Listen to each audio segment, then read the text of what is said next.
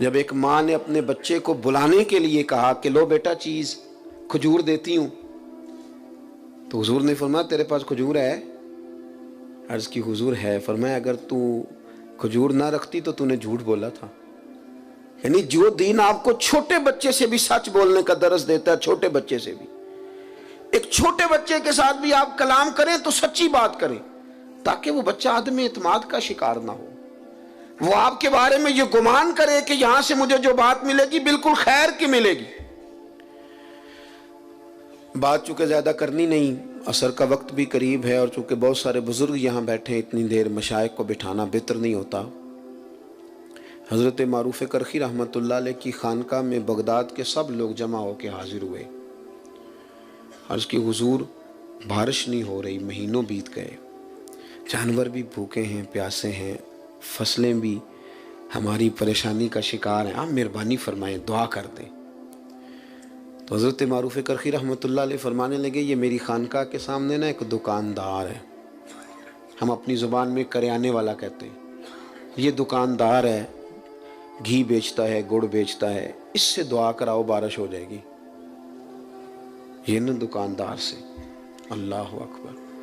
تو اب سارے اس کو جانتے تھے، وہ ان کے علاقے کا تھا، کہ حضرت جی اس سے دعا کرائیں۔ فرمایا تمہیں کہا ہے نا کراؤ بارش ہو جائے گی۔ لوگ جمع ہو کے چلے گئے، اس سے جا کے کہا میاں دعا کر دو بارش کے لیے۔ تو وہ کہنے لگا مجھے کہاں دعا آتی ہے، لیکن چلیں قراء سے معذرت کے ساتھ، لفظ تاثیر سے بنتے ہیں تلفظ سے نہیں، اہل دل آج بھی ہیں اہل زباں سے آگے۔ کہا جناب دعا کر دیں، کہا مجھے کہاں دعا آتی ہے، حضرت سے کراؤ۔ کہنے لگے انہوں نے بھیجا ہے۔ کہا شیخ نے بھیجا ہے تو کر دیتے ہیں۔ ہاتھ اٹھائے، سادہ آدمی، سادے جملے۔ کہنے لگا اللہ تیرے بندے آئے ہیں اور تیرے بندے نے بھیجے، بارش کے متلاشی ہیں، تو کریم ہے، کرم فرما دے۔ لوگ کہتے ہیں کوئی آثار نہیں تھے، پر اس کی دعا مکمل نہیں ہوئی کہ کالی گھٹائیں چھا گئیں اور بارش اس طرح جم کے برسی کے جل تھل ہو گیا۔ باقی لوگ تو چلے گئے، اہل دل حضرت معروف کرخی کی خدمت میں حاضر ہوئے۔ عرض کی حضور کہ تو ہمارے ساتھ نماز پڑھتا ہے، کلاس فیلو ہے، اسی محلے میں پیدا ہو کے بڑا ہوا ہے، کوئی رات کو الگ سے آ کے نماز پڑھتا ہے؟ فرمایا نہیں، اتنی ہی 5 نمازیں جتنی تم پڑھتے ہو، وہی اس کا حال ہے، کچھ زیادہ نہیں۔ اللہ اکبر۔ عرض کی حضور پھر کوئی تو خوبی ہوگی کہ قبولیت اس کی دعاؤں کی اتنی قریب ہے کہ وہ کشکول طلب پورا پھیلاتا بھی نہیں کہ رحمت برستی ہے۔ حضور کوئی بات؟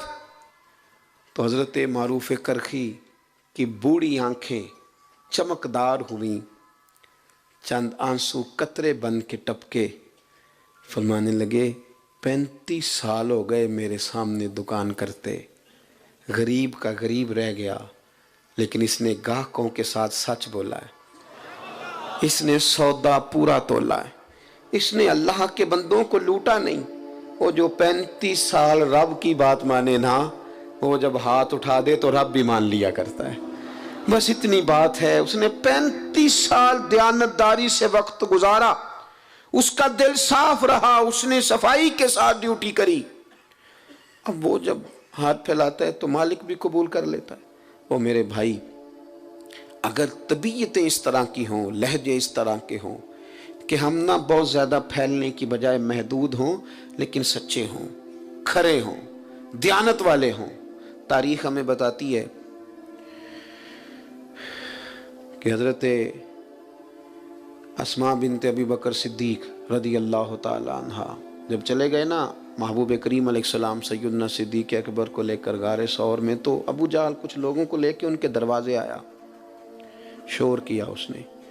جناب اسماء فرماتی ہیں میرا گھر وہ تھا کہ کبھی کسی نے نظر اٹھا کے نہیں دیکھا تھا، میں سردار کی بیٹی تھی، طاقت نہیں تھی کسی کی۔ اس نے شور کیا تو میں پردہ اوڑے باہر نکلی، کہنے لگا کہاں گئے تیرے والد؟ جوانوں غور کرنا، کوئی فائدہ نہیں ہوتا پھر بھی ہم غلط بات کرتے ہیں، کچھ بھی نہیں ہوتا پھر بھی جھوٹ بولتے ہیں، کچھ دنیاوی نفع بھی نہیں، صرف اس مجلس میں تھوڑا ذائقہ پیدا کرنے کے لیے دروغ گوئی۔ پاس سمیٹنے لگا ہوں، سیدہ فرماتی ہیں کہ اس نے کہا کدھر گئے ہیں؟ فرماتی ہیں میرے سامنے 2 راستے تھے، ایک تو یہ تھا کہ میں سچ بولوں اور کہوں غار ثور میں ہے، پر یہ تو وفا کے خلاف ہے، یہ تو پہنچ جائیں گے، حضور کو تکلیف دیں گے۔ اور ایک یہ کہ میں جھوٹ بولوں کہ مجھے پتہ نہیں، اور یہ حضور کی شریعت کے خلاف ہے۔ آپ فرماتی ہیں میرے لیے مشکل آ گئی، کس طرح جھوٹ بولوں؟ صدیق کی بیٹی ہوں اور صدیق اکبر کی نور نظر ہوں، کیسے؟ اور سچ بتاؤں تو کیسے؟ میں سوچ رہی تھی تو اس نے شور کیا، کہا بتاؤ کہاں ہے؟ سنو ملت کے جوانوں، ایک خاتون فرماتی ہے میں نے ساری ہمتیں جمع کر کے کہا اللہ میری مدد کرنا۔ اس نے جب تیسری بار پوچھا کہاں گئے تو میں نے کہا سن پھر، مجھے پتا ہے وہ دونوں کہاں ہیں پر میں بتاؤں گی نہیں، میں سچ بولوں گی۔ خبر ہے مجھے وہ کچا رانگے للاری والا جیڑا چڑھ دا تے لیندا رہندا، اے عشق تیرے دا رنگ محمد چڑھ جائے پھر نہیں لیندا۔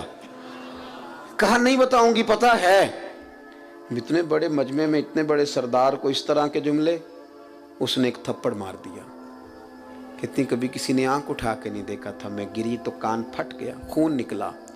لوگوں نے اسے پکڑا، یار تو سردار ہو کہ بچی کی طرف دیکھتا ہے، شرم کر۔ لوگ لے گئے۔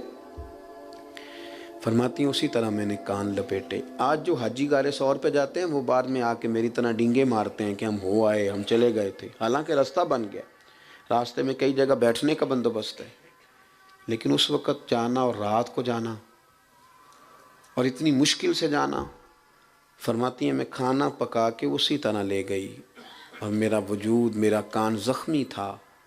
جب میرا چہرہ پردے میں لپٹا ہوا دیکھا تو میرے والد پریشان ہوئے، بیٹے کیا ہے؟ میں نے کہا کچھ نہیں، کھانا کھائیے۔ اور جب وہاں انداز اور طرح کا ہو گیا، پریشانی بڑی، تو محبوب بولے کہ اسماء بتاتی کیوں نہیں؟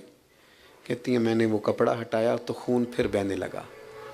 عرض کی یا رسول اللہ، معاملہ یہ تھا کہ سچ بھی بولنا تھا، وفا بھی بچانی تھی۔ حضور میں نے دونوں چیزیں بچائیں، تھوڑی تکلیف آئی پر دونوں چیزیں بچ گئیں۔ ہلکے سے آنسو حضرت صدیق اکبر کے نکلے، قربان جائیں۔